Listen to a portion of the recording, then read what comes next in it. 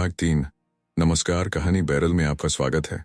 लीजिए, पेश है मुंशी प्रेमचंद द्वारा लिखित उपन्यास निर्मला। सवेरे वह उठकर घर के काम धंधे में लगी। सहसा 9 बजे भूंगी ने आकर कहा, मनसा बाबू तो अपने कागज पत्तर सब इक्के पर लाद रहे हैं। भूंगी, मैंने पूछा तो बोले, अब स्कूल में ही रहूंगा। मनसाराम प्रातकाल उठकर अपने स्कूल के हेडमास्टर साहब के पास गया था और अपने रहने का प्रबंध कराया था। हेडमास्टर साहब ने पहले तो कहा, यहाँ जगह नहीं है, तुमसे पहले के कितने ही लड़कों के प्रार्थना पत्र पड़े हुए हैं। लेकिन जब मनसाराम ने कहा मुझे जगह न मिलेगी तो कदाचित मेरा पढ़ना न हो सके और मैं इम्तिहान में शरीक न हो सकूं, तो हेडमास्टर साहब को हार माननी पड़ी। मनसाराम के प्रथम श्रेणी में पास होने की आशा थी। अध्यापकों को विश्वास था कि वह उस शाला की कीर्ति को उज्ज्वल करेगा। हेडमास्टर साहब ऐसे लड़कों को कैसे छोड़ सकते थे। उन्होंने अपने दफ्तर का कमरा खाली करा दिया। इसीलिए मनसाराम वहां से आते ही अपना सामान इक्के पर लादने लगा। मुंशी जी ने कहा, अभी ऐसी क्या जल्दी है, 2-4 दिन में चले जाना। मैं चाहता हूं तुम्हारे लिए कोई अच्छा सा रसोइया ठीक कर दूं। मनसाराम वहां का रसोइया बहुत अच्छा भोजन पकाता है। मुंशी जी, अपने स्वास्थ्य का ध्यान रखना, ऐसा न हो कि पढ़ने के पीछे स्वास्थ्य खो बैठो। मनसाराम वहां 9 बजे के बाद कोई पढ़ने नहीं पाता और सबको नियम के साथ खेलना पड़ता है। मुंशी जी, बिस्तर क्यों छोड़ देते हो, सोगे किस पर? मनसाराम, कंबल लिए जाता हूँ, बिस्तर की जरूरत नहीं। मुंशी जी, कहार जब तक तुम्हारा सामान रख रहा है, जाकर कुछ खा लो, रात भी तो कुछ नहीं खाया था। मनसाराम, वहीं खा लूंगा, रसोइये से भोजन बनाने को कहाया हूँ, यहाँ खाने लगूंगा तो देर होगी। घर में जियाराम और सियाराम भी भाई के साथ जाने की जिद कर रहे थे।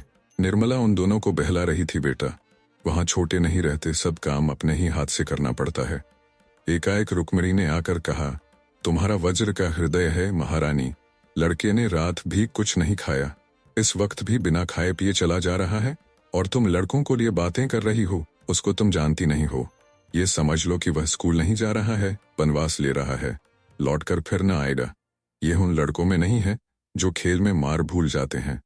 बात उसके दिल पर पत्थर की लकीर हो जाती है। निर्मला ने कातर स्वर में कहा, क्या करूं दीदी जी, वह किसी की सुनते ही नहीं। आप जरा जाकर बुला लें, आपके बुलाने से आ जाएंगे। रुक्मिणी, आखिर हुआ क्या जिस पर भागा जाता है। घर से उसका जी कभी उचाट न होता था, उसे तो अपने घर के सिवा और कहीं अच्छा ही न लगता था। तुम ही ने उसे कुछ कहा होगा या उसकी कुछ शिकायत की होगी, क्यों अपने लिए कांटे बो रही हो? रानी, घर को मिट्टी में मिलाकर चैन से न बैठने पाओगी। निर्मला ने रोकर कहा, मैंने उन्हें कुछ कहा हो तो मेरी जबान कट जाए। हाँ, सौतेली माँ होने के कारण बदनाम तो हूं ही। आपके हाथ जोड़ती हूं, जरा जाकर उन्हें बुला लाइए। रुक्मिणी ने तीव्र स्वर में कहा, तुम क्यों नहीं बुला लाती? क्या छोटी हो जाओगी? अपना होता तो क्या इसी तरह बैठी रहती? निर्मला की दशा उस पंखहीन पक्षी की तरह हो रही थी जो सर्प को अपनी ओर आते देखकर उड़ना चाहता है पर उड़ नहीं सकता, उछलता है और गिर पड़ता है, पंख फड़फड़ाकर रह जाता है। उसका हृदय अंदर ही अंदर तड़प रहा था पर बाहर न जा सकती थी। इतने में दोनों लड़के आकर बोले, भैयाजी चले गए। निर्मला मूर्तिवत खड़ी रही, मानो संज्ञाहीन हो गई हो। चले गए? घर में आए तक नहीं, मुझसे मिले तक नहीं, चले गए। मुझसे इतनी घृणा। मैं उनकी कोई न सही, उनकी बुआ तो थी, उनसे तो मिलने आना चाहिए था। मैं यहाँ थी ना, अंदर कैसे कदम रखते, मैं देख लेती ना, इसीलिए चले गए। मसाराम के जाने से घर सूना हो गया। दोनों छोटे लड़के उसी स्कूल में पढ़ते थे। निर्मला रोज उनसे मनसाराम का हाल पूछती। आशा थी कि छुट्टी के दिन वह आएगा, लेकिन जब छुट्टी के दिन गुजर गए और वह न आया तो निर्मला की तबीयत घबराने लगी। उसने उसके लिए मूंग के लड्डू बना रखे थे। सोमवार को प्रातः भूंगी को लड्डू देकर मदरसे भेजा। 9 बजे श्रृंगी लौट आई। मनसाराम ने लड्डू ज्यों के त्यों लौटा दिए थे। निर्मला ने पूछा, पहले से कुछ हरे हुए हैं रे? भूंगी, हरे वरे तो नहीं हुए और सूख गए हैं। निर्मला, क्या जी अच्छा नहीं है? भूंगी, ये तो मैंने नहीं पूछा बहूजी, झूठ क्यों बोलूं? हाँ, वहां का कहार मेरा देवर लगता है। वह कहता था कि तुम्हारे बाबूजी की खुराक कुछ नहीं है, 2 फुल्कियां खाकर उठ जाते हैं, फिर दिन भर कुछ नहीं खाते, हरदम पढ़ते रहते हैं। निर्मला, तूने पूछा नहीं, लड्डू क्यों लौटाए देते हो? भूंगी, बहूजी, झूठ क्यों बोलूं? यह पूछने की तो मुझे सुध ही ना रही। हाँ, यह कहते थे कि अब तू यहाँ कभी ना आना, न मेरे लिए कोई चीज लाना और अपने बहूजी से कह देना कि मेरे पास कोई चिट्ठी पत्री न भेजें, लड़कों से भी मेरे पास कोई संदेशा न भेजें। और एक ऐसी बात कही कि मेरे मुंह से निकल नहीं सकती। फिर रोने लगे। निर्मला, कौन बात थी? कह तो दूंगी। क्या कहूँ बहू जी, कहते थे मेरे जीने को धिक्कार है, यही कहकर रोने लगे। निर्मला के मुंह से एक ठंडी सांस निकल गई। ऐसा मालूम हुआ मानो कलेजा बैठा जाता है। उसका रोम रोम आर्तनाद करने लगा। वह वहां बैठी न रह सकी, जाकर बिस्तर पर मुंह ढांप कर लेट रही और फूट फूट कर रोने लगी। वह भी जान दे। उसके अंतकरण में बार बार यही आवाज गूंजने लगी। वह भी जान गए। भगवान, अब क्या होगा? जिस संदेह की आग में वह भस्म हो रही थी, अब शतगुण वेग से धकने लगी। उसे अपनी कोई चिंता न थी। जीवन में अब सुख की क्या आशा थी, जिसकी उसे लालसा होती। उसने अपने मन को इस विचार से समझाया था कि यह मेरे पूर्व कर्मों का प्रायश्चित है। कौन प्राणी ऐसा निर्लज्ज होगा जो इस दशा में बहुत दिन जी सके? कर्तव्य की वेदी पर उसने अपना जीवन और उसकी सारी कामनाएं होम कर दी थीं। हृदय रोता रहता था, पर मुख पर हंसी का रंग भरना पड़ता था। जिसका मुंह देखने को जीना चाहता था, उसके सामने हंस हंस कर बातें करनी पड़ती थीं। जिस देह का स्पर्श उसे सर्प के शीतल स्पर्श के समान लगता था, उससे आलिंगित होकर उसे जितनी घृणा, जितनी मर्म वेदना होती थी, उसे कौन जान सकता है। उस समय उसकी यही इच्छा थी कि धरती फट जाए और मैं उसमें समा जाऊं, लेकिन सारी विडंबना अब तक अपने ही तक थी। अपनी चिंता उसने छोड़ दी थी, लेकिन वह समस्या अब अत्यंत भयंकर हो गई थी। वह अपनी आंखों से मनसाराम की आत्म पीड़ा नहीं देख सकती थी। मनसाराम जैसे मनस्वी, साहसी युवक पर इस आक्षेप का जो असर पड़ सकता था, उसकी कल्पना ही से उसके प्राण कांप उठते थे। अब चाहे उस पर कितने ही संदेह क्यों न हो, चाहे उसे आत्महत्या ही क्यों न करनी पड़े, पर वह चुप नहीं बैठ सकती। मनसाराम की रक्षा करने के लिए वह विकल हो गई। उसने संकोच और लज्जा की चादर उतार कर फेंक देने का निश्चय कर लिया। वकील साहब भोजन करके कचहरी जाने के पहले एक बार उससे अवश्य मिल लिया करते थे। उनके आने का समय हो गया था। आ ही रहे होंगे, यह सोचकर निर्मला द्वार पर खड़ी हो गई और उनका इंतजार करने लगी। लेकिन यह क्या, वह तो बाहर चले जा रहे हैं। गाड़ी जुत कर आ गई। यह हुक्म वह यहीं से दिया करते थे। तो क्या आज वह न आएंगे, बाहर ही बाहर चले जाएंगे? नहीं, ऐसा नहीं होने पाएगा। उसने भूमि से कहा, जाकर बाबूजी को बुला ला। कहना, एक जरूरी काम है, सुन लीजिए। मुंशी जी जाने को तैयार ही थे। यह संदेशा पाकर अंदर आए, पर कमरे में न आकर दूर से ही पूछा, क्या बात है भाई, जल्दी कह दो। मुझे एक जरूरी काम से जाना है, अभी थोड़ी देर हुई। हेडमास्टर साहब का एक पत्र आया है कि मनसाराम को ज्वर आ गया है, बेहतर हो कि आप घर ही पर उसका इलाज करें। इसलिए उधर ही से होता हुआ कचहरी जाऊंगा। तुम्हें कोई खास बात तो नहीं कहनी है। निर्मला पर मानो वज्र गिर पड़ा। आंसुओं के आवेग और कंठ स्वर में घोर संग्राम होने लगा। दोनों पहले निकलने पर तुले हुए थे। दो में से कोई एक कदम भी पीछे हटना नहीं चाहता था। कंठ स्वर की दुर्बलता और आंसुओं की सबलता देखकर यह निश्चय करना कठिन नहीं था कि एक क्षण यही संग्राम होता रहा तो मैदान किसके हाथ रहेगा। आखिर दोनों साथ साथ निकले, लेकिन बाहर आते ही बलवान ने निर्बल को दबा लिया। केवल इतना मुंह से निकला, कोई खास बात नहीं थी। आप तो उधर जा ही रहे हैं मुंशी जी। मैंने लड़कों से पूछा था तो वे कहते थे कल बैठे पढ़ रहे थे, आज न जाने क्या हो गया। निर्मला ने आवेश से कांपते हुए कहा, यह सब आप कर रहे हैं? मुंशी जी ने त्योरियां बदल कर कहा, मैं कर रहा हूँ। मैं क्या कर रहा हूँ? निर्मला, अपने दिल से पूछिए। मुंशी जी, मैंने तो यही सोचा था कि यहाँ उसका पढ़ने में जी नहीं लगता, वहाँ और लड़कों के साथ कम से कम पढ़ेगा ही। ये तो बुरी बात न थी और मैंने क्या किया? निर्मला, खूब सोचिए, इसीलिए आपने उन्हें वहां भेजा था। आपके मन में और कोई बात न थी? मुंशी जी जरा हिचकिचाए और अपनी दुर्बलता को छिपाने के लिए मुस्कुराने की चेष्टा करके बोले, और क्या बात हो सकती थी भला, तुम ही सोचो। निर्मला, खैर यही सही। अब आप कृपा करके उन्हें आज ही लेते आइएगा। वहां रहने से उनकी बीमारी बढ़ जाने का भय है। यहाँ दीदी जी जितनी तीमारदारी कर सकती हैं, दूसरा नहीं कर सकता। एक क्षण के बाद उसने सिर नीचा करके कहा, मेरे कारण न लाना चाहते हो तो मुझे घर भेज दीजिए, मैं वहां आराम से रहूंगी। मुंशी जी ने इसका कुछ जवाब न दिया। बाहर चले गए और एक क्षण में गाड़ी स्कूल की ओर चली। मन, तेरी गति कितनी विचित्र है, कितनी रहस्य से भरी हुई, कितनी दुर्भेद्य। तू कितनी जल्द रंग बदलता है। इस कला में तू निपुण है। आतिशबाजी की चर्बी को भी रंग बदलते कुछ देरी लगती है, पर तुझे रंग बदलने में उसका लक्षांश समय भी नहीं लगता। जहां अभी वात्सल्य था, वहां फिर संदेह ने आसन जमा लिया। वह सोचते थे, कहीं उसने बहाना तो नहीं किया है। मसाराम 2 दिन तक गहरी चिंता में डूबा रहा। बार बार अपनी माता की याद आती। न खाना अच्छा लगता, न पढ़ने ही में जी लगता। उसकी काया पलट सी हो गई। 2 दिन गुजर गए और छात्रालय में रहते हुए भी उसने वह काम न किया जो स्कूल के मास्टरों ने घर से कर लाने को दिया था। परिणाम स्वरूप उसे बेंच पर खड़ा रहना पड़ा।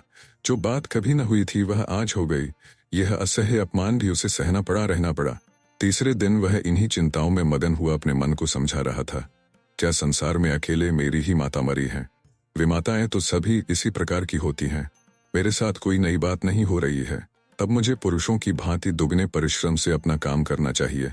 जैसे माता पिता राजी रहें, वैसे उन्हें राजी रखना चाहिए। इस साल अगर छात्रवृत्ति मिल गई तो मुझे घर से कुछ लेने की जरूरत ही न रहेगी। कितने ही लड़के अपने ही बल पर बड़ी बड़ी उपाधियां प्राप्त कर लेते हैं। भाग्य के नाम को रोने कोसने से क्या होगा? इतने में जियाराम आकर खड़ा हो गया। मनसाराम ने पूछा, घर का क्या हाल है जिया? नई अम्मान जी तो बहुत प्रसन्न होंगी। जियाराम, उनके मन का हाल तो मैं नहीं जानता, लेकिन जब से तुम आए हो उन्होंने एक जून भी खाना नहीं खाया। जब देखो तब रोया करती हैं। जब बाबूजी आते हैं तब अलबत्ता हंसने लगती हैं। तुम चले आए तो मैंने भी शाम को अपनी किताबें संभाली। यहीं तुम्हारे साथ रहना चाहता था। घुंगी चुड़ैल ने जाकर अम्मान जी से कह दिया। बाबूजी बैठे थे, उनके सामने ही अम्मान जी ने आकर मेरी किताबें छीन ली और रोकर बोली, तुम भी चले जाओगे तो इस घर में कौन रहेगा? अगर मेरे कारण तुम लोग घर छोड़ छोड़कर भागे जा रहे हो तो लो, मैं ही कहीं चली जाती हूँ। मैं तो झल्लाया हुआ था ही, वहां अब बाबूजी भी न थे। बिगड़ कर बोला, आप क्यों कहीं चली जाएंगी? आपका तो घर है, आप आराम से रहिए। गैर तो हम ही लोग हैं, हम न रहेंगे तब तो आपको आराम आराम ही होगा। मनसाराम, तुमने खूब कहा, बहुत ही अच्छा कहा। इस पर और भी झल्लाई होंगी और जाकर बाबूजी से शिकायत की होगी। जियाराम, नहीं, यह कुछ नहीं हुआ। बेचारी जमीन पर बैठकर रोने लगी। मुझे भी करुणा आ गई, मैं भी रो पड़ा। उन्होंने आंचल से मेरे आंसू पोंछे और बोली, जिया, मैं ईश्वर को साक्षी देकर कहती हूँ कि मैंने तुम्हारे भैया के विषय में तुम्हारे बाबूजी से एक शब्द भी नहीं कहा। मेरे भाग में कलंक लिखा हुआ है, वही भोग रही हूँ। फिर और न जाने क्या क्या कहा जो मेरी समझ में नहीं आया। कुछ बाबूजी की बात थी। मनसाराम ने उद्विग्नता से पूछा, बाबूजी के विषय में क्या कहा? कुछ याद है? जियाराम, बातें तो भाई मुझे याद नहीं आती, मेरी मेमोरी कौन बड़ी है। लेकिन उनकी बातों का मतलब कुछ ऐसा मालूम होता था कि उन्हें बाबूजी को प्रसन्न रखने के लिए यह स्वान भरना पड़ रहा है। न जाने धर्म धर्म की कैसी बातें करती थीं जो मैं बिल्कुल न समझ सका। मुझे तो अब इसका विश्वास आ गया है कि उनकी इच्छा तुम्हें यहाँ भेजने की न थी। मनसाराम, तुम इन चालों का मतलब नहीं समझ सकते, ये बड़ी गहरी चालें हैं। जियाराम, तुम्हारी समझ में होंगी, मेरी समझ में नहीं है।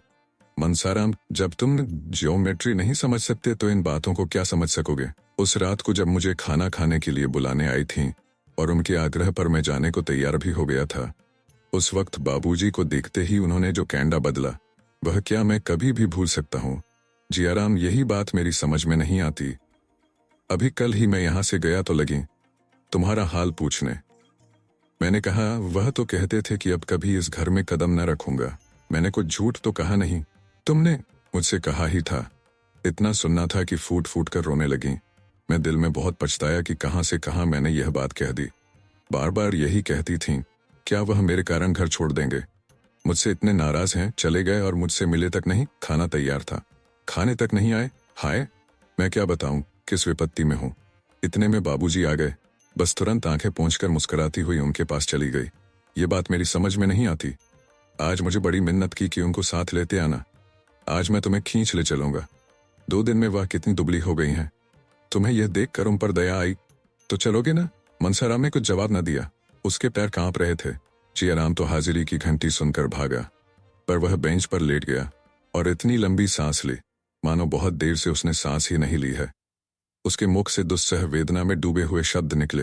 हाय ईश्वर, इस नाम के सिवाय उसे अपना जीवन निराधार मालूम होता था। इस एक उच्छ्वास में कितना नैराश्य था, कितनी संवेदना, कितनी करुणा, कितनी दीन प्रार्थना भरी हुई थी, इसका कौन अनुमान कर सकता है। अब सारा रहस्य उसकी समझ में आ रहा था और बार बार उसका पीड़ित हृदय आर्तनाद कर रहा था। हाय ईश्वर, इतना घोर कलंक! क्या जीवन में इससे बड़ी विपत्ति की कल्पना की जा सकती है? क्या संसार में इससे घोरतम नीचता की कल्पना हो सकती है? आज तक किसी पिता ने अपने पुत्र पर इतना निर्दय कलंक लगाया होगा, जिसके चरित्र की सभी प्रशंसा करते थे, जो अन्य युवकों के लिए आदर्श समझा जाता था, जिसने कभी अपवित्र विचारों को अपने पास नहीं फटकने दिया, उसी पर यह घोरतम कलंक। मनसाराम को ऐसा मालूम हुआ मानो उसका दिल फटा जाता है। दूसरी घंटी भी बज गई। लड़के अपने अपने कमरे में गए। पर मनसाराम हथेली पर गाल रखे अनिमेष नेत्रों से भूमि की ओर देख रहा था, मानो उसका सर्वस्व जलमग्न हो गया हो, मानो वह किसी को मुंह न दिखा सकता हो। स्कूल में गैरहाजिरी हो जाएगी, जुर्माना हो जाएगा, इसकी उसे चिंता नहीं। जब उसका सर्वस्व लुट गया तो अब इन छोटी छोटी बातों का क्या भय। इतना बड़ा कलंक लगने पर भी अगर जीता रहूं तो मेरे जीने को धिक्कार है। उसी शोकातिरक दशा में वह चिल्ला पड़ा, माता जी तुम कहाँ हो? तुम्हारा बेटा, जिस पर तुम प्राण देती थीं, जिसे तुम अपने जीवन का आधार समझती थीं, आज घोर संकट में है। उसी का पिता उसकी गर्दन पर छुरी फेर रहा है। हाय तुम हो। मनसाराम फिर शांत चित्त से सोचने लगा, मुझ पर यह संदेह क्यों हो रहा है? इसका क्या कारण है? मुझ में ऐसी कौन सी बात उन्होंने देखी जिससे उन्हें यह संदेह हुआ? वह हमारे पिता हैं, मेरे शत्रु नहीं है, जो अनायास ही मुझ पर यह अपराध लगाने बैठ जाए। जरूर उन्होंने कोई न कोई बात देखी या सुनी है। उनका मुझ पर कितना स्नेह था, मेरे बगैर भोजन न करते थे, वही मेरे शत्रु हो जाएं। ये बात अकारण नहीं हो सकती। अच्छा, इस संदेह का बीजारोपण किस दिन हुआ? मुझे बोर्डिंग हाउस में ठहराने की बात तो पीछे की है। उस दिन रात को वह मेरे कमरे में आकर मेरी परीक्षा लेने लगे थे। उसी दिन उनकी त्योरियां बदली हुई थीं। उस दिन ऐसी कौन सी बात हुई जो अप्रिय लगी हो? मैं नई अम्मा से कुछ खाने को मांगने गया था। बाबूजी उस समय वहां बैठे थे। हाँ, अब याद आती है। उसी दिन से नई अम्मा ने मुझसे पढ़ना छोड़ दिया था। अगर मैं जानता कि मेरा घर में आना जाना, अम्मा जी से कुछ कहना सुनना और उन्हें पढ़ाना लिखाना पिताजी को बुरा लगता है, तो आज क्यों यह नौबत आती? और नई अम्मा, उन पर क्या बीत रही होगी? मनसाराम ने अब तक निर्मला की ओर ध्यान नहीं दिया था।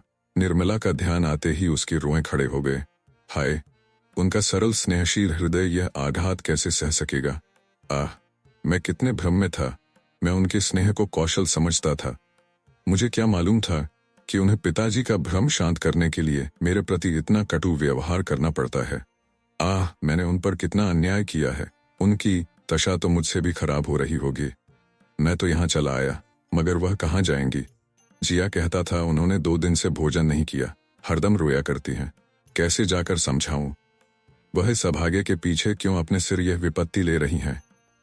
वह बार बार मेरा हाल पूछती हैं, क्यों बार बार मुझे बुलाती हैं? कैसे कह दूं कि माता मुझे तुमसे जरा भी शिकायत नहीं, मेरा दिल तुम्हारी तरफ से साफ है। वह अब भी बैठी रो रही होंगी। कितना बड़ा अनर्थ है। बाबूजी को यह क्या हो रहा है? क्या इसीलिए विवाह किया था? एक बालिका की हत्या करने के लिए ही उसे लाए थे। इस कोमल पुष्प को मसल डालने के लिए ही तोड़ा था। उनका उद्धार कैसे होगा? उस निरपराधिनी का मुख कैसे उज्जवल होगा? उन्हें केवल मेरे साथ स्नेह का व्यवहार करने के लिए यह दंड दिया जा रहा है।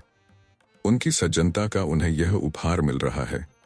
मैं उन्हें इस प्रकार निर्दय आघात सहते देखकर बैठा रहूंगा? अपनी मान रक्षा के लिए न सही, उनकी आत्मरक्षा के लिए इन प्राणों का बलिदान करना पड़ेगा। इसके सिवाय उद्धार का कोई उपाय नहीं। आह, दिल में कैसे कैसे अरमान थे, वे सब खाक में मिला देने होंगे। एक सती पर संदेह किया जा रहा है मेरे कारण। मुझे अपने प्राणों से उनकी रक्षा करनी होगी, यही मेरा कर्तव्य है। इसी में सच्ची वीरता है। माता, मैं अपने रक्त से इस कालिमा को धो दूंगा। इसी में मेरा और तुम्हारा दोनों का कल्याण है। वह दिन भर इन्हीं विचारों में डूबा रहा। शाम को उसके दोनों भाई आकर घर चलने के लिए आग्रह करने लगे। सियाराम, चलते क्यों नहीं? मेरे भैया जी, चले चलो ना। मनसाराम, मुझे फुर्सत नहीं है कि तुम्हारे कहने से चला चलूं। जियाराम, आखिर कल तो इतवार है ही। मनसाराम, इतवार को भी काम है। जियाराम, अच्छा कल आओगे ना? मनसाराम, नहीं, कल मुझे एक मैच में जाना है। सियाराम, अम्मा जी मूंग के लड्डू बना रही हैं, न चलोगे तो एक भी न पाओगे। हम तुम मिलके खा जाएंगे, जिया इन्हें ना देंगे। जियाराम भैया, अगर तुम कल न गए तो शायद अम्मा जी यहीं चली आए। मनसाराम, सच नहीं, ऐसा क्यों करेंगी? यहाँ आई तो बड़ी परेशानी होगी। तुम कह देना वह कहीं मैच देखने गए हैं। जियाराम, मैं झूठ क्यों बोलने लगा? मैं कह दूंगा वह मुंह फुलाए बैठे थे। देख ले उन्हें साथ लाता हूं कि नहीं। सियाराम, हम कह देंगे कि आज पढ़ने नहीं गए, पढ़े पढ़े सोते रहे। मनसाराम ने इन दूतों से कल आने का वादा करके गला छुड़ाया। जब दोनों चले गए तो फिर चिंता में डूबा। रात भर उसे करवटें बदलते गुजरी। छुट्टी का दिन भी बैठे बैठे कट गया। उसे दिन भर शंका होती रहती कि कहीं अम्मा जी सचमुच न चली आए। किसी गाड़ी की खड़खड़ाहट सुनता तो उसका कलेजा धक धक करने लगता, कहीं आ तो नहीं रही। छात्रालय में एक छोटा सा औषधालय था। एक डॉक्टर साहब संध्या समय 1 घंटे के लिए आ जाया करते थे। अगर कोई लड़का बीमार होता तो उसे दवा देते। आज वह आए तो मनसाराम कुछ सोचता हुआ उनके पास जाकर खड़ा हो गया। वह मनसाराम को अच्छी तरह जानते थे। उसे देखकर आश्चर्य से बोले, यह तुम्हारी क्या हालत है जी, तुम तो मानो गले जा रहे हो। कहीं बाजार का चस्का तो नहीं पड़ गया? आखिर तुम्हें हुआ क्या? जरा यहाँ तो आओ। मनसाराम ने मुस्कुराकर कहा, मुझे जिंदगी का रोग है, आपके पास इसकी भी तो कोई दवा है? डॉक्टर, मैं तुम्हारी परीक्षा करना चाहता हूँ, तुम्हारी सूरत ही बदल रही है, पहचाने भी नहीं जाते। ये कहकर उन्होंने मनसाराम का हाथ पकड़ लिया और छाती, पीठ, आंखें, जीभ सब बारी बारी से देखी। तब चिंतित होकर बोले, वकील साहब से मैं आज ही मिलूंगा, तुम्हें थाइसिस हो रहा है, सारे लक्षण उसी के हैं। मनसाराम ने बड़ी उत्सुकता से पूछा, कितने दिनों में काम तमाम हो जाएगा? डॉक्टर साहब, डॉक्टर कैसी बात करते हो जी, मैं वकील साहब से मिलकर तुम्हें किसी पहाड़ी जगह भेजने की सलाह दूंगा, ईश्वर ने चाहा तो बहुत जल्द अच्छे हो जाओगे, बीमारी अभी पहले स्टेज में है। मनसाराम, तब तो अभी 1-2 साल की देर मालूम होती है, मैं तो इतना इंतजार नहीं कर सकता। सुनिए, मुझे थाइसिस वाइसिस कुछ नहीं है, न कोई दूसरी शिकायत ही है, आप बाबूजी को नाहक तरबुद में न डालिएगा।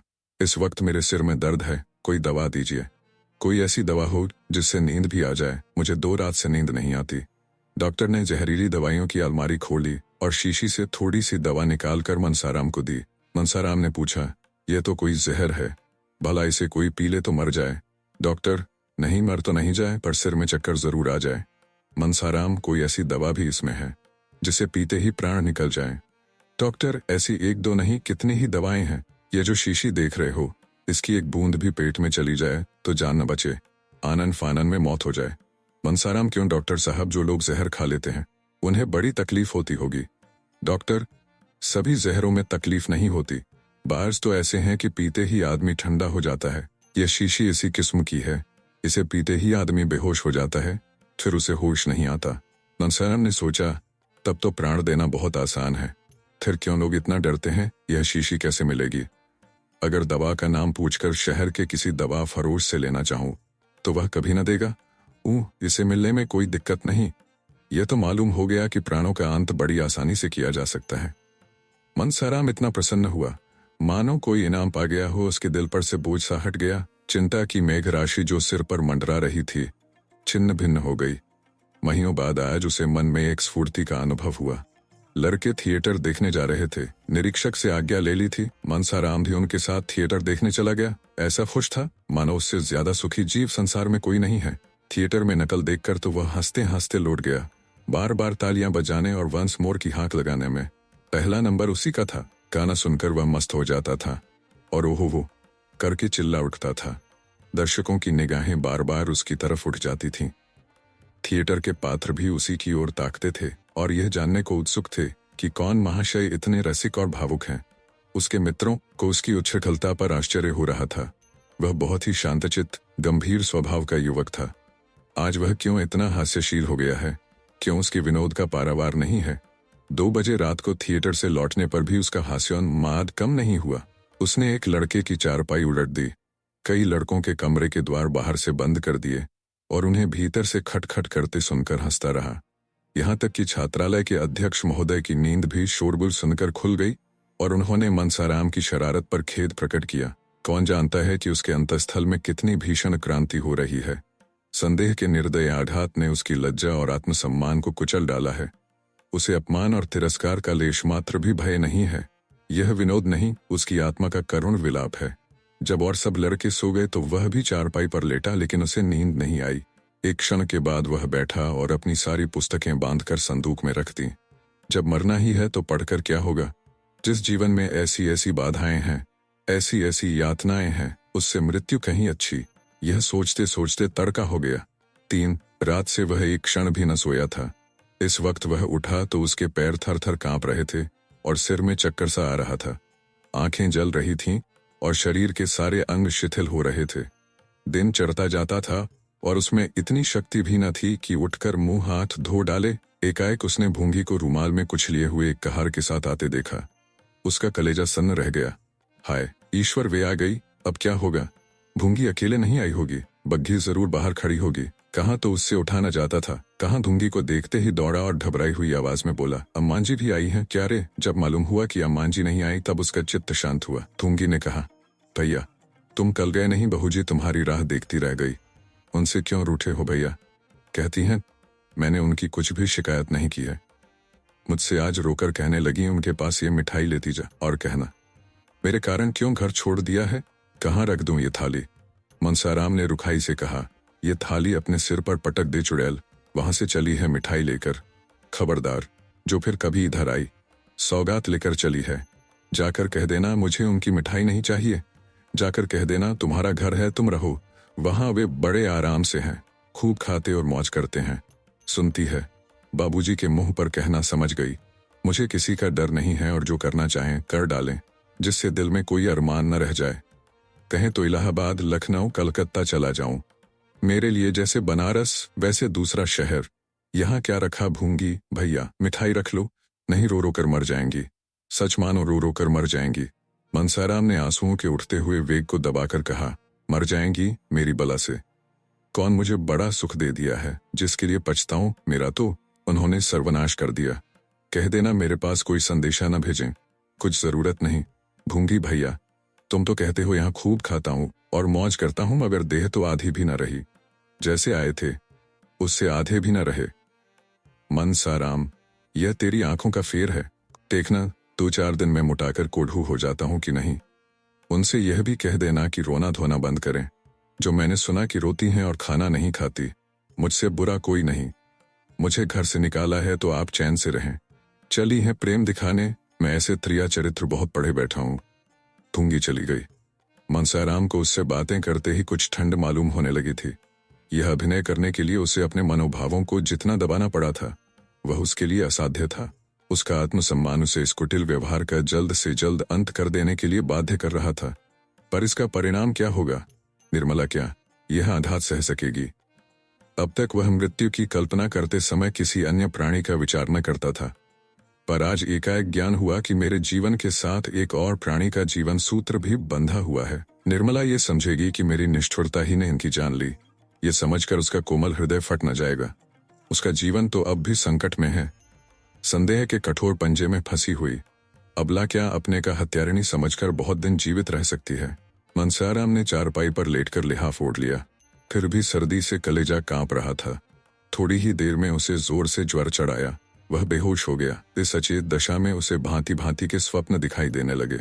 थोड़ी थोड़ी देर के बाद चौंक पड़ता, आंखें खुल जाती, फिर बेहोश हो जाता। सहसा वकील साहब की आवाज सुनकर वह चौंक पड़ा। हाँ, वकील साहब की आवाज थी। उसने लिहाफ फेंक दिया और चारपाई से उतरकर नीचे खड़ा हो गया। उसके मन में एक आवेग हुआ कि इस वक्त इनके सामने प्राण दे दूं। उसे ऐसा मालूम हुआ कि मैं मर जाऊं तो इन्हें सच्ची खुशी होगी। शायद इसीलिए वह देखने आए हैं कि मेरे मरने में कितनी देर है। वकील साहब ने उसका हाथ पकड़ लिया, जिससे वह गिर न पड़े, और पूछा, कैसी तबीयत है लल्लू? लेटे क्यों न रहे? लेट न जाओ, तुम खड़े क्यों हो गए? मनसारा, मेरी तबीयत तो बहुत अच्छी है, आपको व्यर्थ ही कष्ट हुआ।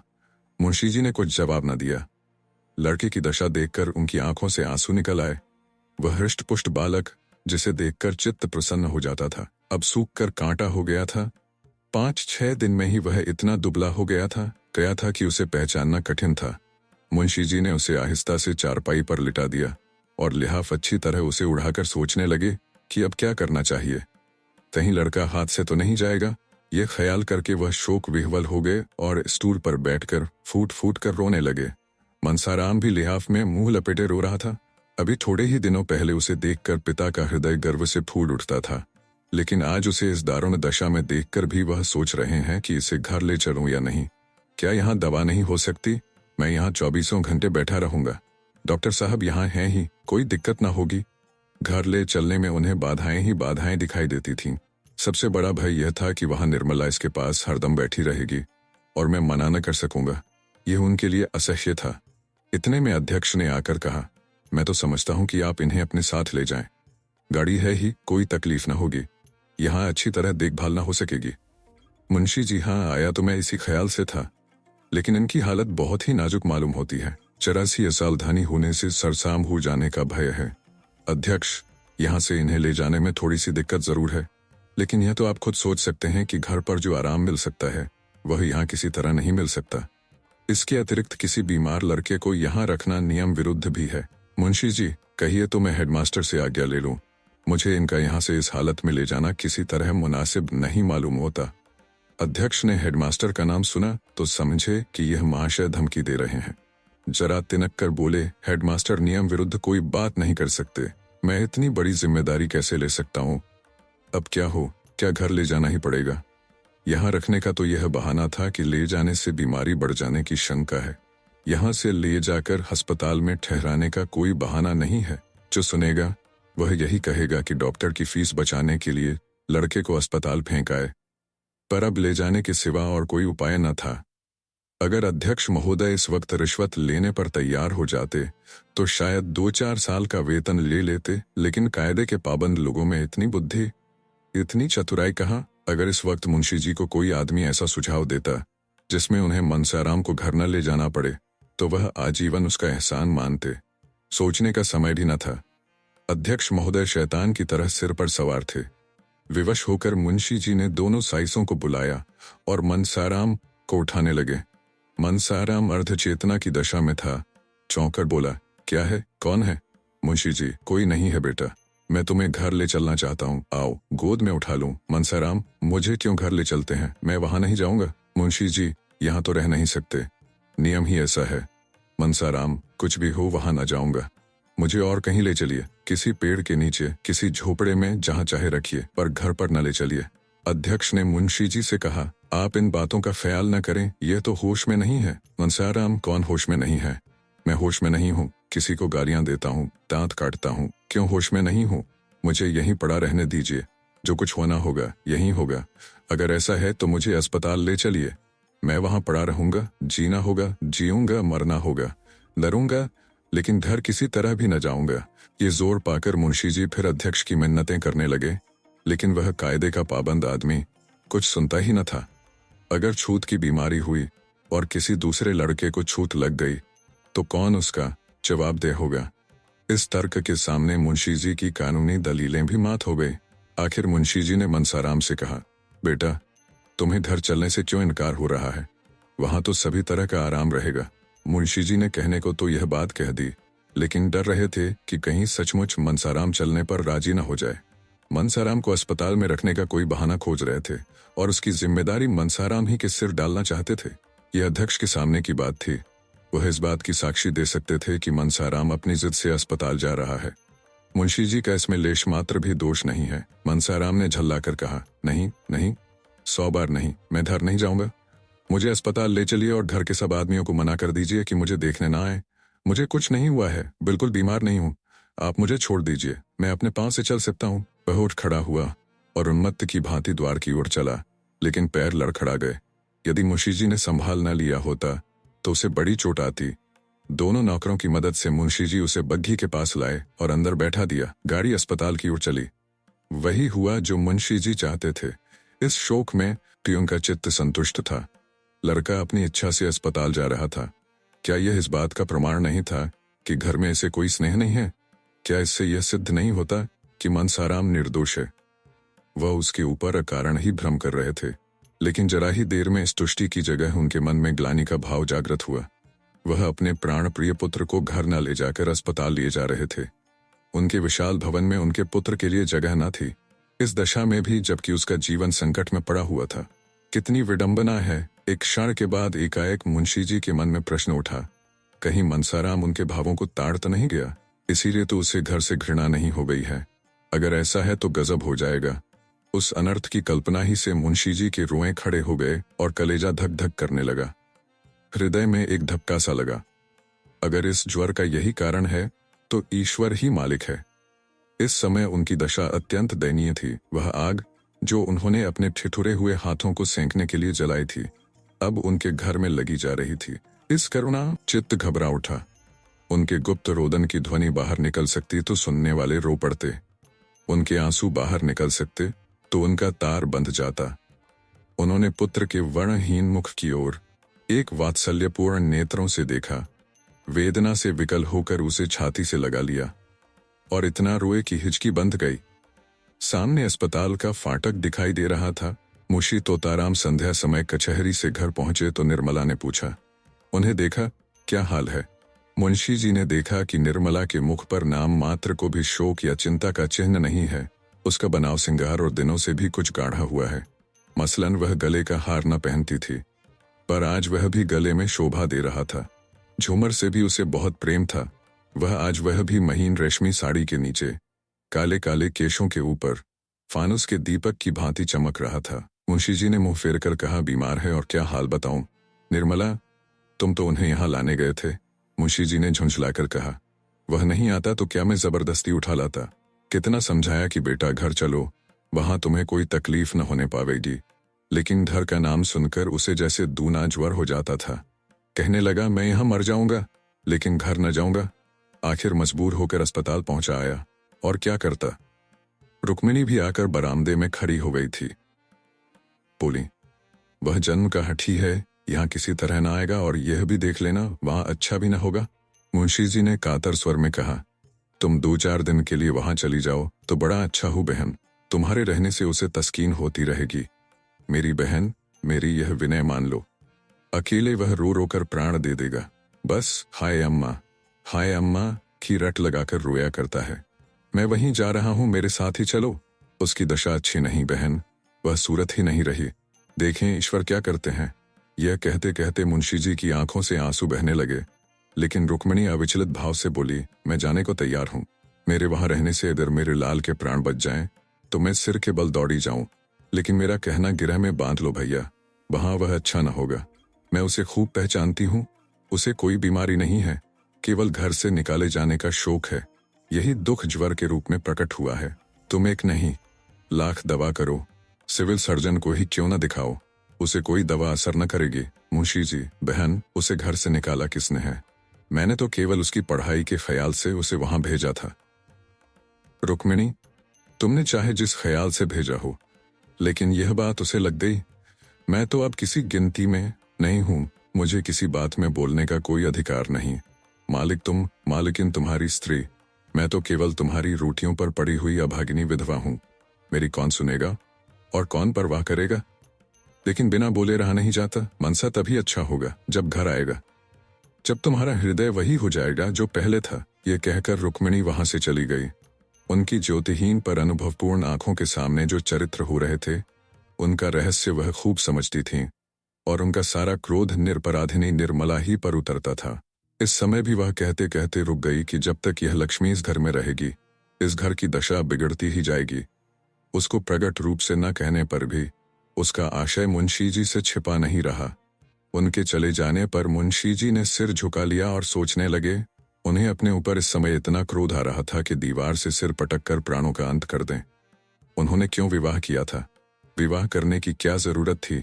ईश्वर ने उन्हें एक नहीं 3 पुत्र दिए थे। उनकी अवस्था भी 50 के लगभग पहुंच गई थी। फिर उन्होंने क्यों विवाह किया? क्या इसी बहाने ईश्वर को उनका सर्वनाश करना मंजूर था? उन्होंने सिर उठाकर एक बार निर्मला की साहस पर निश्चल मूर्ति देखी और अस्पताल चले गए। निर्मला की साहस छवि ने उनका चित्त शांत कर दिया था। आज कई दिनों के बाद उन्हें शांति मैसर हुई थी। प्रेम पीड़ित हृदय इस दशा में क्या इतना शांत और अविचलित रह सकता है? नहीं, कभी कभी नहीं। हृदय की चोट भाव कौशल से नहीं छिपाई जा सकती। अपने चित्त की दुर्बलता पर इस समय उन्हें अत्यंत क्षोभ हुआ। उन्होंने अकारण ही संदेह को हृदय में स्थान देकर इतना अनर्थ किया। मनसाराम की ओर से भी उनका मन निश्शंक हो गया। हाँ, उसकी जगह अब एक नई शंका उत्पन्न हो गई। क्या मनसाराम भाप तो नहीं गया? क्या भाप कर ही तो घर आने से इनकार नहीं कर रहा है? अगर वह भाप गया है तो महान अनर्थ हो जाएगा। उसकी कल्पना ही से उनका मन दहल उठा। उनकी देह की सारी हड्डियां मानो इस हाहाकार पर पानी डालने के लिए व्याकुल हो उठी। उन्होंने कोचवान से घोड़े को तेज चलाने को कहा। आज कई दिनों के बाद उनके हृदय मंडल पर छाया हुआ सघन घन फट गया था और प्रकाश की लहरें अंदर से निकलने के लिए व्यग्र हो रही थीं। उन्होंने बाहर सिर निकाल कर देखा। कोचवान सो तो नहीं रहा है। घोड़े की चाल उन्हें इतनी मंद कभी न मालूम हुई थी। अस्पताल पहुंचकर वह लपके हुए मनसाराम के पास गए। देखा तो डॉक्टर साहब उसके सामने चिंता में मगन खड़े थे। मुंशी जी के हाथ पांव फूल गए। मुंह से शब्द न निकल सका। भरभराई हुई आवाज में बड़ी मुश्किल से बोले, क्या हाल है डॉक्टर साहब? यह कहते कहते वह रो पड़े, और जब डॉक्टर साहब को उनके प्रश्न का उत्तर देने में एक क्षण का विलंब हुआ, तब तो उनके प्राण नेहों में समा गए। उन्होंने पलंग पर बैठकर अचेत बालक को गोद में उठा लिया और बालक की भांति सिसक कर रोने लगे।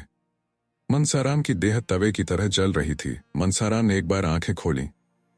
आह, कितनी भयंकर और उसके साथ ही कितनी दूर दृष्टि थी।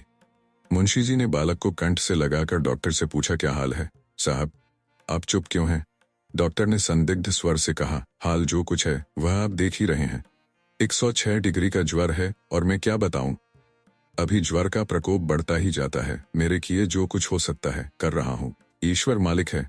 जब से आप गए हैं मैं 1 मिनट के लिए भी यहां से नहीं हिला, भोजन तक नहीं कर सका। हालत इतनी नाजुक है कि 1 मिनट में क्या हो जाएगा नहीं कहा जा सकता। ये महाज्वर है, बिल्कुल होश नहीं है। रह रहकर डिलीरियम का दौरा सा हो जाता है। क्या घर में इन्हें किसी ने कुछ कहा है? बार बार, अम्मा जी तुम कहाँ हो, यही आवाज मुंह से निकली है।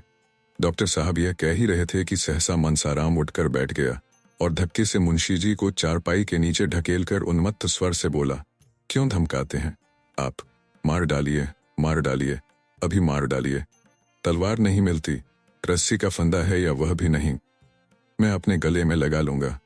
हाय अम्मा जी तुम कहाँ हो? यह कहते कहते वह फिर अचेत होकर गिर पड़ा। मुंशी जी एक क्षण तक मनसाराम की शिथिल मुद्रा की ओर व्यथित नेत्रों से ताकते रहे। फिर सहसा उन्होंने डॉक्टर साहब का हाथ पकड़ लिया और अत्यंत दीनतापूर्ण आग्रह से बोले, डॉक्टर साहब इस लड़के को बचा लीजिए, ईश्वर के लिए बचा लीजिए, नहीं तो मेरा सर्वनाश हो जाएगा। मैं अमीर नहीं हूं, लेकिन आप जो कुछ कहेंगे वह हाजिर करूंगा। इसे बचा लीजिए। आप बड़े से बड़े डॉक्टर को बुलाइए और उनकी राय लीजिए, मैं सब खर्च दूंगा। इसकी यह दशा अब नहीं देखी जाती। हाय मेरा होनहार बेटा। डॉक्टर साहब ने करुण स्वर में कहा, बाबू साहब मैं आपसे सत्य कह रहा हूं कि मैं इनके लिए अपनी तरफ से कोई बात उठा नहीं रख रहा हूं। अब आप दूसरे डॉक्टरों से सलाह लेने को कहते हैं।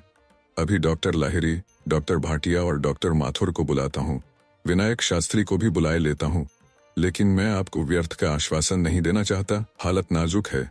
मुंशी जी ने रोते हुए कहा, नहीं डॉक्टर साहब यह शब्द मुंह से न निकालिए। हालत इसके दुश्मनों की नाजुक हो, ईश्वर मुझ पर इतना कोप न करेंगे। आप कलकत्ता और बंबई के डॉक्टरों को तार दीजिए, मैं जिंदगी भर आपकी गुलामी करूंगा। यही मेरे कुल का दीपक है, यही मेरे जीवन का आधार है। कोई ऐसी दवा दीजिए जिससे इसे होश आ जाए। मैं जरा अपने कानों से उसकी बातें सुनूं, जानूं कि उसे क्या कष्ट हो रहा है। हाय मेरा बच्चा। डॉक्टर आप जरा दिल को तस्कीन दीजिए। आप बुजुर्ग आदमी हैं, यूं हाय हाय करने और डॉक्टरों की फौज जमा करने से कोई नतीजा ना निकलेगा। शांत होकर बैठिए, मैं शहर के लोगों को बुला रहा हूं, देखिए क्या कहते हैं। आप तो खुद ही बदहवास हुए जाते हैं। मुंशी जी, अच्छा डॉक्टर साहब मैं अब न बोलूंगा, जबान तब तक न खोलूंगा। आप जो चाहे करें, बच्चा अब आपके हाथ में है, आप ही उसकी रक्षा कर सकते हैं। मैं इतना ही चाहता हूं कि जरा इसे होश आ जाए, मुझे पहचान ले, मेरी बातें समझने लगे। क्या कोई ऐसी संजीवनी बूटी नहीं, मैं इससे 2-4 बातें कर लेता? ये कहते कहते मुंशी जी आवेश में आकर मनसाराम से बोले, बेटा जरा आंखें खोलो, कैसा जी है? मैं तुम्हारे पास बैठा रो रहा हूं, मुझे तुमसे कोई शिकायत नहीं है, मेरा दिल तुम्हारी ओर से साफ है। डॉक्टर फिर आपने अनर्गल बातें करनी शुरू की। अरे साहब आप बच्चे नहीं हैं, बुजुर्ग हैं, जरा धैर्य से काम लीजिए। मुंशी जी, अच्छा डॉक्टर साहब अब न बोलूंगा, खता हुई, आप जो चाहें कीजिए, मैं सब कुछ आप पर छोड़ दिया। कोई ऐसा उपाय नहीं जिससे मैं इसे इतना समझा सकूं कि मेरा दिल साफ है? आप ही कह दीजिए डॉक्टर साहब, कह दीजिए। तुम्हारा अभागा पिता बैठा रो रहा है, उसका दिल तुम्हारी तरफ से बिल्कुल साफ है, उसे कुछ भ्रम हुआ था, वह अब दूर हो गया। बस इतना ही कर दीजिए, मैं और कुछ नहीं चाहता। मैं चुपचाप बैठा हूं, जबान को नहीं खोलता, लेकिन आप इतना जरूर कह दीजिए। डॉक्टर ईश्वर के लिए बाबू साहब जरा सब्र कीजिए, वरना मुझे मजबूर होकर आपसे कहना पड़ेगा कि घर जाइए। मैं जरा दफ्तर में जाकर डॉक्टरों को खत लिख रहा हूं, आप चुपचाप बैठे रहिएगा। निर्दयी डॉक्टर, जवान बेटे की यह दशा देखकर कौन पिता है जो धैर्य से काम लेगा? मुंशी जी बहुत गंभीर स्वभाव के मनुष्य थे, यह भी जानते थे कि इस वक्त हाय हाय मचाने से कोई नतीजा नहीं, लेकिन फिर भी इस समय शांत बैठना उनके लिए असंभव था। अगर दैव गति से यह बीमारी होती तो वह शांत हो सकते थे, दूसरों को समझा सकते थे, खुद डॉक्टरों का बुला सकते थे, लेकिन क्या यह जानकर भी धैर्य रख सकते थे कि यह सब आग मेरी ही लगाई हुई है? कोई पिता इतना वज्र हृदय हो सकता है? उनका रोम रोम इस समय उन्हें धिक्कार रहा था। उन्होंने सोचा, मुझे यह दुर्भावना उत्पन्न ही क्यों हुई? मैंने क्यों बिना किसी प्रत्यक्ष प्रमाण के ऐसी भीषण कल्पना कर डाली? अच्छा मुझे उस दशा में क्या करना चाहिए था? जो कुछ उन्होंने किया, उसके सिवा वह और क्या करते, इसका वह निश्चय न कर सके। वास्तव में विवाह के बंधन में पड़ना ही अपने पैरों में कुल्हाड़ी मारना था। हाँ, यही सारे उपद्रव की जड़ है। मगर मैंने यह कोई अनोखी बात नहीं की। सभी स्त्री पुरुष विवाह करते हैं, उनका जीवन आनंद से कटता है। आनंद की इच्छा से ही तो हम विवाह करते हैं। मोहल्ले में सैकड़ों आदमियों ने दूसरी, तीसरी, चौथी, यहाँ तक कि 7वीं शादियां की हैं, और मुझसे भी कहीं अधिक अवस्था में। वह जब तक जिए आराम ही से जिए। यह भी नहीं हुआ कि सभी स्त्री से पहले मर गए हों। तो हास तिहास होने पर भी कितने ही फिर रंडुए हो गए। अगर मेरी जैसी दशा सबकी होती तो विवाह का नाम ही कौन लेता। मेरे पिताजी ने 55वें वर्ष में विवाह किया था, और मेरे जन्म के समय उनकी अवस्था 60 से कम न थी। हाँ, इतनी बात जरूर है कि तब और अब में कुछ अंतर हो गया है। पहले स्त्रियां पढ़ी लिखी न होती थीं। पति चाहे कैसा ही हो उसे पूज्य समझती थीं। यह बात हो कि पुरुष सब कुछ देखकर भी बेहियाई से काम लेता हो। अवश्य यही बात है। जब युवक वृद्धा के साथ प्रसन्न नहीं रह सकता तो युवती क्यों किसी वृद्ध के साथ प्रसन्न रहने लगी। लेकिन मैं तो कुछ ऐसा बुढ़ा न था। मुझे देखकर कोई 40 से अधिक नहीं बता सकता। कुछ भी हो, जवानी ढल जाने पर जवान औरत से विवाह करके कुछ न कुछ बेहियाई जरूर करनी पड़ती है, इसमें संदेह नहीं। स्त्री स्वभाव से लज्जाशील होती है। उल्टाओं की बात तो दूसरी है, पर साधारणतः स्त्री पुरुष से कहीं ज्यादा संयमशील होती है। चोर का पति पाकर वह चाहे पर पुरुष से हंसी दिल लगी कर ले, पर उसका मन शुद्ध रहता है। बेजोड़ विवाह हो जाने से वह चाहे किसी की ओर आंखें उठाकर न देखे, पर उसका चित्त दुखी रहता है। वह पक्की दीवार है, उसमें सबरी का असर नहीं होता। यह कच्ची दीवार है और उसी वक्त तक खड़ी रहती है जब तक इस पर सबरी न चलाई जाए।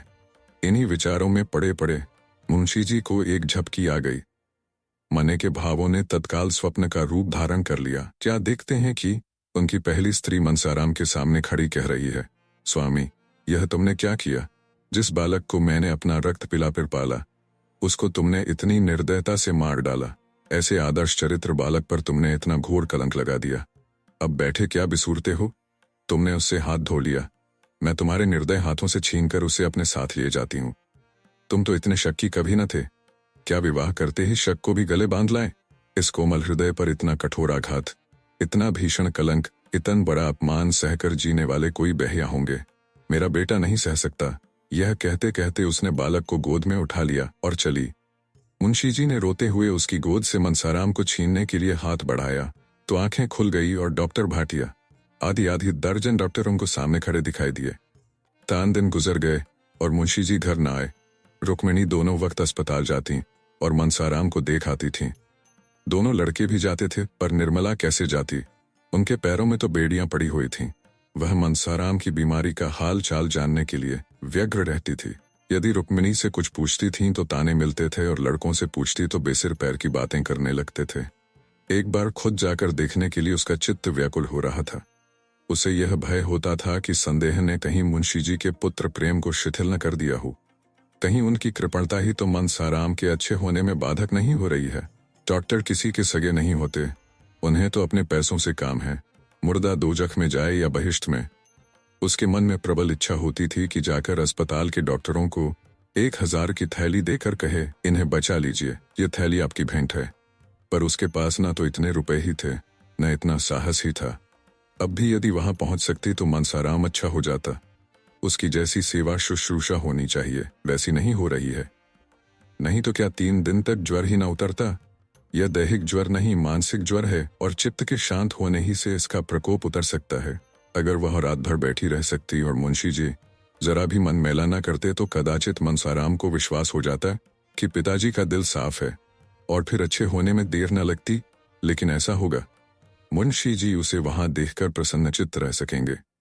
क्या अब भी उनका दिल साफ नहीं हुआ। यहां से जाते समय तो ऐसा ज्ञात हुआ था कि वह अपने प्रमाद पर पछता रहे हैं। ऐसा तो न होगा कि उसके वहां जाते ही मुंशी जी का संदेह फिर भड़क उठे और वह बेटे की जान लेकर ही छोड़ें।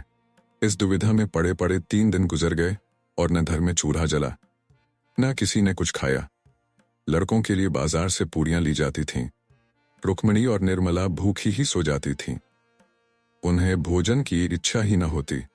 चौथे दिन जियाराम स्कूल से लौटा तो अस्पताल होता हुआ घर आया। निर्मला ने पूछा, क्यों भैया, अस्पताल भी गए थे? आज क्या हाल है? तुम्हारे भैया उठे या नहीं? जियाराम रुआंसा होकर बोला, अम्मा जी, आज तो वह कुछ बोलते चालते ही न थे। चुपचाप चारपाई पर पड़े जोर जोर से हाथ पांव पटक रहे थे। निर्मला के चेहरे का रंग उड़ गया। घबराकर पूछा, तुम्हारे बाबूजी वहां न थे? जी आराम थे, क्यों नहीं? आज वह बहुत रोते थे। निर्मला का कलेजा धक धक करने लगा। पूछा, डॉक्टर लोग वहां न थे? जी आराम। डॉक्टर भी खड़े थे और आपस में कुछ सलाह कर रहे थे। सबसे बड़ा सिविल सर्जन अंग्रेजी में कह रहा था कि मरीज की देह में कुछ ताज़ा खून डालना चाहिए। इस पर बाबूजी ने कहा, मेरी देह से जितना खून चाहे ले लीजिए। सिविल सर्जन ने हंसकर कहा, आपके ब्लड से काम नहीं चलेगा, किसी जवान आदमी का ब्लड चाहिए। आखिर उसने पिचकारी से कोई दवा भैया के बाजू में डाल दी। 4 अंगुल से कम की सुई न रही होगी। पर भैया मैंने तक नहीं, मैंने तो मारे डर के आंखें बंद कर ली। बड़े बड़े महान संकल्प आवेश में ही जन्म लेते हैं। कहाँ तो निर्मला भय से सूखी जाती थी, कहाँ उसके मुंह पर दृढ़ संकल्प की आभा झलक पड़ी। उसने अपनी देह का ताज़ा खून देने का निश्चय किया। अगर उसके रक्त से मनसाराम के प्राण बच जाएं, तो वह बड़ी खुशी से उसकी अंतिम बूंद तक दे डालेगी। अब जिसका जो जी चाहे समझे, वह कुछ परवाह न करेगी। उसने जियाराम से कहा, तुम लपक कर एक एक्का बुला लो, मैं अस्पताल जाऊंगी। जियाराम, वहां तो इस वक्त बहुत से आदमी होंगे, जरा रात हो जाने दीजिए। निर्मला, नहीं, तुम अभी एक्का बुला लो। जियाराम, कहीं बाबूजी बिगड़े ना? निर्मला, बिगड़ने दो, तुम अभी जाकर सवारी लाओ। जियाराम, मैं कह दूंगा, अम्मा जी ही ने मुझसे सवारी मंगाई थी। निर्मला, कह देना। जियाराम तो उधर तांगा लाने गया।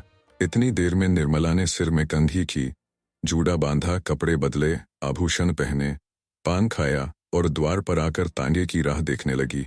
रुक्मिणी अपने कमरे में बैठी हुई थी। उसे इस तैयारी से आते देखकर बोली, कहाँ जाती हो बहू? निर्मला, जरा अस्पताल तक जाती हूँ। रुक्मिणी, वहां जाकर क्या करोगी? निर्मला, कुछ नहीं करूंगी। क्या करने वाले तो भगवान हैं, देखने को जी चाहता है। रुक्मिणी, मैं कहती हूँ मत जाओ। निर्मला ने विनीत भाव से कहा, अभी चली आऊंगी दीदी जी। जियाराम कह रहे हैं कि इस वक्त उनकी हालत अच्छी नहीं है। जी नहीं मानता, आप भी चलिए ना।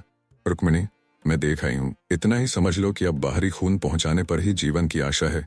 कौन अपना ताज़ा खून देगा और क्यों देगा? उसमें भी तो प्राणों का भय है। निर्मला, इसीलिए तो मैं जाती हूँ। मेरे खून से क्या काम न चलेगा? रुक्मिणी, चलेगा क्यों नहीं, जवान ही का तो खून चाहिए, लेकिन तुम्हारे खून से मनसाराम की जान बचे, इससे यह कहीं अच्छा है कि उसे पानी में बहा दिया जाए। तांगा आ गया। निर्मला और जियाराम दोनों जा बैठे। तांगा चला। रुक्मिणी द्वार पर खड़ी देर तक रोती रही। आज पहली बार उसे निर्मला पर दया आई। उसका बस होता तो वह निर्मला को बांध रखती। करुणा और सहानुभूति का आवेश उसे कहाँ लिए जाता है, वह अप्रकट रूप से देख रही थी। आह, यह दुर्भाग्य की प्रेरणा है, यह सर्वनाश का मार्ग है। निर्मला अस्पताल पहुंची तो दीपक जल चुके थे। डॉक्टर लोग अपनी राय देकर विदा हो चुके थे। मनसाराम का ज्वर कुछ कम हो गया था। वह टकटकी लगाए हुए द्वार की ओर देख रहा था। उसकी दृष्टि उन्मुक्त आकाश की ओर लगी हुई थी, मानो किसी देवता की प्रतीक्षा कर रहा हो। वह कहाँ है, जिस दशा में है, इसका उसे कुछ ज्ञान न था। सहसा निर्मला को देखते ही वह चौंक कर उठ बैठा। उसकी समाधि टूट गई, उसकी विलुप्त चेतना प्रदीप्त हो गई। उसे अपनी स्थिति का, अपनी दशा का ज्ञान हो गया, मानो कोई भूली हुई बात याद हो गई हो। उसने आंखें फाड़कर निर्मला को देखा और मुंह फेर लिया। एकाएक मुंशी तीव्र स्वर से बोले, तुम यहाँ क्या करने आई? निर्मला अवाक रह गई। वह बतलाए कि क्या करने आई। इतने सीधे से प्रश्न का भी वह क्या कोई जवाब दे सकी? वह क्या करने आई थी? इतना जटिल प्रश्न किसके सामने आया होगा? घर का आदमी बीमार है, उसे देखने आई है, यह बात क्या बिना पूछे मालूम न हो सकती थी? फिर प्रश्न क्यों? वह हतबुद्धि सी खड़ी रही, मानो संज्ञाहीन हो गई हो। उसने दोनों लड़कों से मुंशी जी के शोक और संताप की बातें सुनकर यह अनुमान किया था कि अब उसका दिल साफ हो गया है। अब उसे ज्ञात हुआ कि वह भ्रम था। हाँ, वह महाभ्रम था, मगर वह जानती थी आंसुओं की दृष्टि ने भी संदेह की अग्नि शांत नहीं की तो वह कदापि ना आती। वह कुड़कुड़ा कर मर जाती, घर से पांव न निकालती। मुंशी जी ने फिर वही प्रश्न किया, तुम यहाँ क्यों आई? निर्मला ने निशंक भाव से उत्तर दिया, आप यहाँ क्या करने आए हैं? मुंशी जी के नथुने फड़कने लगे। वह चिल्लाकर चारपाई से उठे और निर्मला का हाथ पकड़कर बोले, तुम्हारे यहाँ आने की कोई जरूरत नहीं, जब मैं बुलाऊं तब आना, समझ गई? अरे, यह क्या अनर्थ हुआ? मनसाराम, जो चारपाई से हिल भी न सकता था, उठकर खड़ा हो गया और निर्मला के पैरों पर गिरकर रोते हुए बोला, अम्मान जी, इस अभागे के लिए आपको व्यर्थ इतना कष्ट हुआ। मैं आपका स्नेह कभी भी न भूलूंगा। ईश्वर से मेरी यही प्रार्थना है कि मेरा पुनर्जन्म आपके गर्भ से हो, जिससे मैं आपके ऋण से उऋण हो सकूं। ईश्वर जानता है मैंने आपको विमाता नहीं समझा, मैं आपको अपनी माता समझता रहा। आपकी उम्र मुझसे बहुत ज्यादा ना हो, लेकिन आप मेरी माता के स्थान पर थीं और मैंने आपको सदैव इसी दृष्टि से देखा। अब नहीं बोला जाता, अम्मा जी क्षमा कीजिए, यह अंतिम भेंट है। निर्मला ने अश्रु प्रवाह को रोकते हुए कहा। तुम ऐसी बातें क्यों करते हो? 2-4 दिन में अच्छे हो जाओगे, मनसाराम ने क्षीण स्वर में कहा। अब जीने की इच्छा नहीं और न बोलने की शक्ति ही है। यह कहते कहते मनसाराम अशक्त होकर वहीं जमीन पर लेट गया। निर्मला ने पति की ओर निर्भय नेत्रों से देखते हुए कहा, डॉक्टर ने क्या सलाह दी? मुंशी जी सब के सब भंग खा गए हैं, कहते हैं ताजा खून चाहिए। निर्मला, ताजा खून मिल जाए तो प्राण रक्षा हो सकती है। मुंशी जी ने निर्मला की ओर तीव्र नेत्रों से देखकर कहा, मैं ईश्वर नहीं हूं, वरना डॉक्टर ही को ईश्वर समझता हूं। निर्मला, ताजा खून तो ऐसी अलभ्य वस्तु नहीं। मुंशी जी, आकाश के तारे भी तो अलभ्य नहीं। मुंह के सामने खंदक क्या चीज है? निर्मला, मैं अपना खून देने को तैयार हूं, डॉक्टर को बुलाइए, मुंशी जी ने विस्मित होकर कहा। तुम? निर्मला, हाँ, क्या मेरे खून से काम न चलेगा? मुंशी जी, तुम अपना खून दोगी? नहीं, तुम्हारे खून की जरूरत नहीं, इसमें प्राणों का भय है। निर्मला, मेरे प्राण और किस दिन काम आएंगे? मुंशी जी ने सजल नेत्र होकर कहा, नहीं निर्मला, उसका मूल्य अब मेरी निगाहों में बहुत बढ़ गया है। आज तक वह मेरे भोग की वस्तु थी, आज से वह मेरी भक्ति की वस्तु है। मैंने तुम्हारे साथ बड़ा अन्याय किया है, क्षमा करो। जो कुछ होना था हो गया, किसी की कुछ न चली। डॉक्टर साहब निर्मला की देह से रक्त निकालने की चेष्टा कर ही रहे थे कि मनसाराम अपने उज्ज्वल चरित्र की अंतिम झलक दिखाकर इस भ्रमलोक से विदा हो गया। कदाचित इतनी देर तक उसके प्राण निर्मला ही की राह देख रहे थे। उसे निष्कलंक सिद्ध किए बिना वे देह को कैसे त्याग देते? अब उनका उद्देश्य पूरा हो गया। मुंशी जी को निर्मला के निर्दोष होने का विश्वास हो गया। पर कब? जब हाथ से तीर निकल चुका था, जब मुसाफिर ने रकाब में पांव डाल दिया था। पुत्र शोक में मुंशी जी का जीवन भार स्वरूप हो गया। उस दिन से फिर उनके ओठों पर हंसी न आई। यह जीवन अब उन्हें व्यर्थ सा जान पड़ता था। कचहरी जाते मगर मुकदमों की पैरवी करने के लिए नहीं, केवल दिल बहलाने के लिए घंटे 2 घंटे में वहां से उकताकर चले आते। खाने बैठते तो कौर मुंह में न जाता। निर्मला अच्छी से अच्छी चीज पकाती, पर मुंशी जी 2-4 कौर से अधिक न खा सकते। ऐसा जान पड़ता कि कौर मुंह से निकला आता है। मनसाराम के कमरे की ओर जाते ही उनका हृदय टूक टूक हो जाता था। जहां उनकी आशाओं का दीपक जलता रहता था, वहां अब अंधकार छाया हुआ था। उनके 2 पुत्र अब भी थे, लेकिन दूध देती हुई गाय मर गई तो बछिया का क्या भरोसा? जब फूलने फलने वाला वृक्ष गिर पड़ा, नन्हे नन्हे पौधों से क्या आशा? यूं तो जवान बूढ़े सभी मरते हैं, लेकिन दुख इस बात का था कि उन्होंने स्वयं लड़के की जान ली। जिस दम बात याद आ जाती तो ऐसा मालूम होता था कि उनकी छाती फट जाएगी, मानो हृदय बाहर निकल पड़ेगा। निर्मला को पति से सच्ची सहानुभूति थी। जहां तक हो सकता था वह उनको प्रसन्न रखने की फिक्र रखती थी और भूलकर भी पिछली बातें जबान पर न लाती थी। मुंशी जी उससे मनसाराम की कोई चर्चा करते शर्माते थे। उनकी कभी कभी ऐसी इच्छा होती कि एक बार निर्मला से अपने मन के सारे भाव खोलकर कह दूं, लेकिन लज्जा रोक लेती थी। इस भांति उन्हें सांत्वना भी न मिलती थी, जो अपनी व्यथा कह डालने से, दूसरों को अपने गम में शरीक कर लेने से प्राप्त होती है। मवाद बाहर न निकलकर अंदर ही अंदर अपना विष फैलाता जाता था।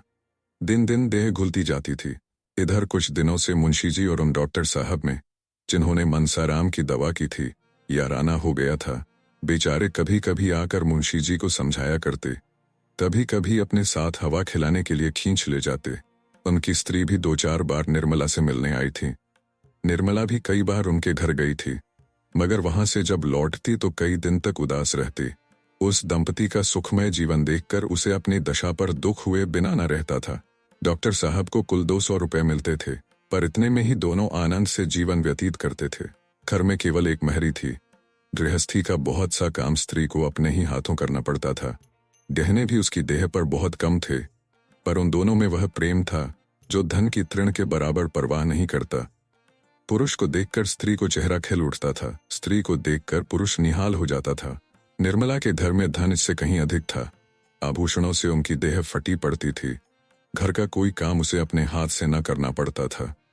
पर निर्मला संपन्न होने पर भी अधिक दुखी थी और सुधा विपन्न होने पर भी सुखी। सुधा के पास कोई ऐसी वस्तु थी जो निर्मला के पास न थी, जिसके सामने उसे अपना वैभव तुच्छ जान पड़ता था। यहाँ तक कि वह सुधा के घर गहने पहनकर जाते शर्माती थी। एक दिन निर्मला डॉक्टर साहब के घर आई तो उसे बहुत उदास देखकर सुधा ने पूछा, बहन आज बहुत उदास हो। वकील साहब की तबीयत तो अच्छी है ना? निर्मला, क्या कहूँ सुधा, उनकी दशा दिन दिन खराब होती जाती है।